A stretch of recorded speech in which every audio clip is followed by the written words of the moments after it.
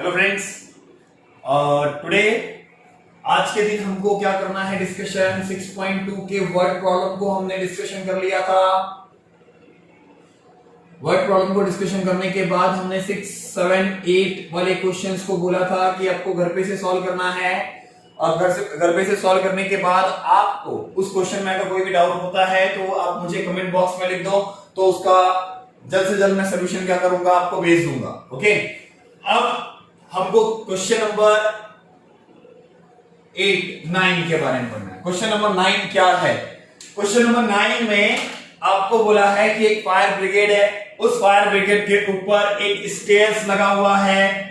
Fire brigade के ऊपर stairs लगा हुआ है, इसका मतलब उसको जमीन से कुछ ऊंचाई पर रखा होगा, कुछ हाइट पर रखा होगा।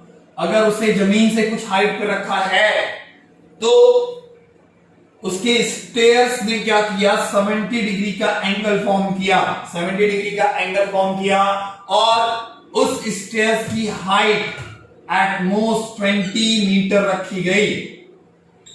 और जो स्टेयर्स का पहला सिरा है, निचला सिरा, उसका यहां से जमीन तक के जो हाइट है वो कितना मीटर है? 2 मीटर है। तो आपको ये पता करना है कि जो स्टेयर्स है वो उसका जो दूसरा सिरा है, द सेकेंड पार्ट, इसका ये जमीन से कितनी ऊंचाई पर है, कितनी हाइट पर है। तो आप कैसे पता करोगे? तो फर्स्ट हम नेमिंग कर लेते हैं इसको। नेमिंग करना है आपको, तो यहां पर क्या मिलेगा आपको? ए, बी, सी, डी, ई। तो ये एंगल कितने डिग्री का? 90। ये एंगल 90, ये एंगल 90। अगर ये सब 90 मिल रहा है आपको, तो angle EDC is equal to किसके होगा? BCD के is equal to 90 degree.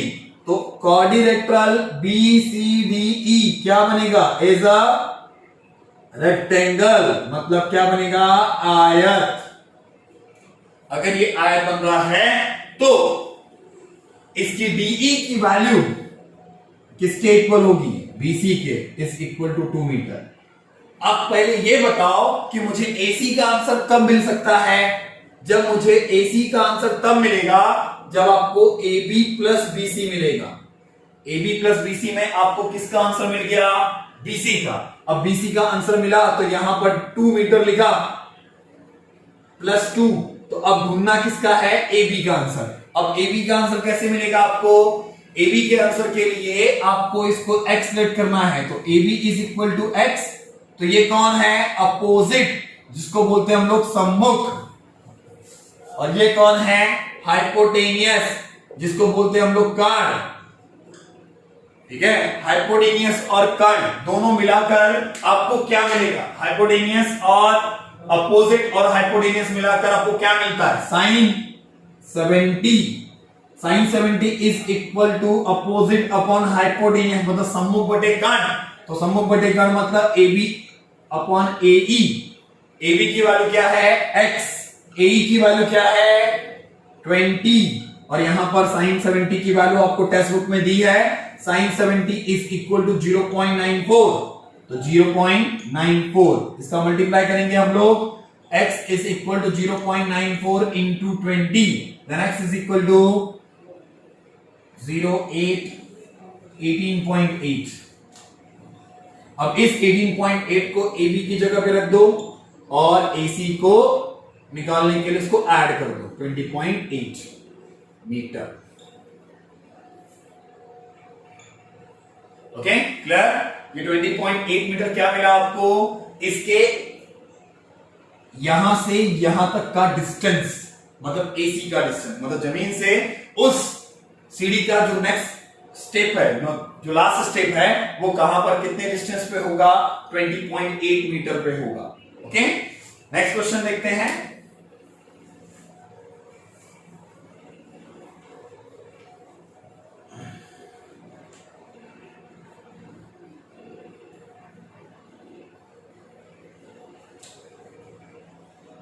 Next question में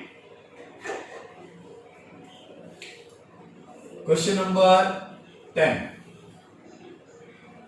आपने कभी एरोप्लेन को लैंड होते हुए देखा होगा, तो एरोप्लेन जो लैंड होता है वो कभी भी सीधा नहीं जाता, वो क्रॉस में जाता। जब वो क्रॉस में जाता है तो देखो पहले तो ये देख लो, ये बेस है जमीन, एरोप्लेन यहां से मतलब इतनी हाइट से वो क्या करता है, लैंडिंग होना शुरू करता है। तो वो ऊपर से नीचे की ओर आता है कि ऊपर से नीचे से ऊपर की ओर, ऊपर से नीचे की ओर आता है।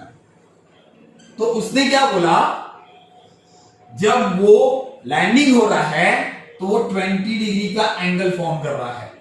कितने डिग्री का?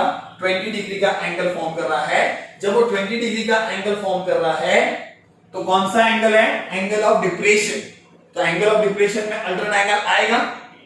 अब उसने ना कुछ दिया हुआ है आपको क्वेश्चन में, स्पीड दिया है, मतलब चाल 200 किलोमीटर पर आवर, ये आवर्स में दिया हुआ है, और आपको टाइम दिया है, मतलब समय, किसमें? 54 सेकेंड में। तो इस 54 सेकेंड को मैं किसमें चेंज कर देता हूं? आवर्स में। रीजन आवर्स में चेंज करने का, यहां पे स्पीड क्या दिया है? 200 किलोमीटर पर आवर। तो आपको 54/60 इंटू 60 करना पड़ेगा, तो ये आवर्स में चेंज होगा।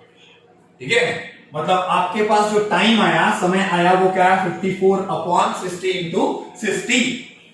अब मुझे बोला गया कि इसने 90 बनाया, ये 20 डिग्री है, तो पहले नेमिंग कर रहे हैं हम लोग, ए बी सी डी। तो क्या AD is parallel to BC होगा? AD is parallel to BC, then DAC is equal to angle ACB is equal to 20 degree. 20 degree चाल है, स्पीड है आपके पास, समय टाइम है आपके पास। तो मुझे ये बताओ, इस एरोप्लेन ने यहां से यहां तक का डिस्टेंस कितना कवर किया? कितना किलोमीटर डिस्टेंस कवर किया इसने, दूरी तय की? तो यहां पर डिस्टेंस इज इक्वल टू क्या होता है? स्पीड इनटू टाइम, मतलब दूरी बराबर होता है चाल गुणे समय। चाल क्या है? 200 इंटू 54/60 इंटू 60। तो इसे कैंसिल करेंगे हम लोग। देखो ये किलोमीटर पर आवर था, ये किलोमीटर पर आवर है, मतलब ये सेकेंड में नहीं होना चाहिए। मल्टीप्लाई तभी हो पाएगा उस चाल गुणे समय का, दिस स्पीड इनटू टाइम का, जब उसके अंदर किलोमीटर पर आवर होगा। तो टाइम भी किसमें होना चाहिए? आवर्स में ही होना चाहिए। तो यहां पर कैंसिलेशन 0 0 कैंसिल, ये कैंसिल हुआ तो कितना आया? 9, ये कैंसिल हुआ तो 3, ये कैंसिल हुआ तो 3, तो 3 किलोमीटर ये आपका डिस्टेंस आया। किसकी वैल्यू? एसी की वैल्यू। मतलब एरोप्लेन ने जब शुरुआत की, तो एरोप्लेन ने जब शुरुआत की तो वहां से इस जमीन तक आने में, लैंड तक आने में उसे कितना किलोमीटर डिस्टेंस कवर किया? 3 किलोमीटर डिस्टेंस कवर किया। तो अब उसने क्वेश्चन में यह पूछा है कि जब लैंडिंग होने वाला था, स्टार्टिंग मतलब यहां पर, यहां से यहां तक का डिस्टेंस, ऊंचाई, हाइट कितना है? तो मैं इसको क्या लिख कर लेता हूं? x। ये कितना है? 3 किलोमीटर। तो देखते हैं, आपके पास sin 20 की वैल्यू दी है। sin 20 की वैल्यू है 0.342, तो हम साइन का यूज करेंगे। अगर sin 20 की वैल्यू दी है तो साइन का यूज करेंगे। तो साइन क्या होता है? अपोजिट अपॉन हाइपोटेनियस, सम्मुख बटे कर्ण। तो AB बटे AC 0.342 इंटू AB की वैल्यू x, AC की वैल्यू 3, क्रॉस करो तो आएगा क्या? 1.026 इज इक्वल टू x। ये किस में आया? किलोमीटर में। ये किलोमीटर में क्यों आ रहा है? क्योंकि ये किस में है? किलोमीटर में। तो अब आंसर मीटर में कैसे लिखेंगे? किससे मल्टीप्लाई? 1000 से। 1000 से मल्टीप्लाई करने के बाद आपको किलोमीटर को किसमें चेंज करना है? मीटर में। ओके, ये हुआ आपका चैप्टर नंबर 6 पूरा कंप्लीट होता है। कम से कम मैंने इसके 6 लेक्चर्स क्या किए हैं? अपलोड किए हुए हैं आपको, मतलब स्टार्टिंग से लेके अभी तक मैंने ये चीज बोला है कि आपको टोटल 6 लेक्चर्स मिले हैं। इस टोटल 6 लेक्चर को अगर आप बार बार देखोगे तो आपका ये चैप्टर पूरी तरह से क्या होगा, कंप्लीट हो जाएगा। ओके, अब आप जो नेक्स्ट चैप्टर होगा आपका अलजेब्रा का, मैं सेकंड चैप्टर स्टार्ट करने वाला हूं और ज्योमेट्री का 5th चैप्टर। ठीक है, दोनों अल्टरनेट डेज पे रहेगा, मतलब एक दिन हम अलजेब्रा पढ़ेंगे, एक दिन आप ज्योमेट्री पढ़ोगे। ओके, तो अलजेब्रा का जो सेकंड चैप्टर है वो है कोऑर्डिनेट इक्वेशन, जिसको बोलते हैं हम लोग वर्ग समीकरण हिंदी में, और कोऑर्डिनेट ज्योमेट्री जो ज्योमेट्री का चैप्टर है मैथ्स 2 का, जिसको बोलते हैं निर्देशांक भूमिति। ये दोनों चैप्टर्स आपको पढ़ने हैं। 8th स्टैंडर्ड में आपने कोऑर्डिनेट ज्योमेट्री के बहुत सारी चीजें पढ़ी हुई है, मतलब फैक्टराइजेशन मेथड, फैक्टराइजेशन मतलब गुणनखंड विधि, आपको गुणनखंड करने आना चाहिए। 8th स्टैंडर्ड में पढ़ाया और 9th स्टैंडर्ड में भी पढ़ाया। तो अगर आपको गुणनखंड करना, फैक्टराइजेशन नहीं आता है, तो कल उस दिन हम ऐसी ऐसी ट्रिक पढ़ेंगे जिसमें आप बहुत ज्यादा इंटरेस्टिंग होगे इस सारी चीजों के लिए। ठीक है, तो थोड़ा इंटरेस्ट से लेके पढ़ना रहेगा आपको, क्योंकि चैप्टर नंबर 2 में बहुत सारे लोगों को क्या प्रॉब्लम आता है कि उनको फैक्टर ढूंढने तो आ जाता है, लेकिन फैक्टर ढूंढने के साथ साथ उनके साइन में मिस्टेक हो जाता है। तो साइन के मिस्टेक का जो डाउट है उसे हम लोग क्या करेंगे, यहां पर क्लियर करेंगे। ओके, चलो मिलते हैं नेक्स्ट लेक्चर में, बाय।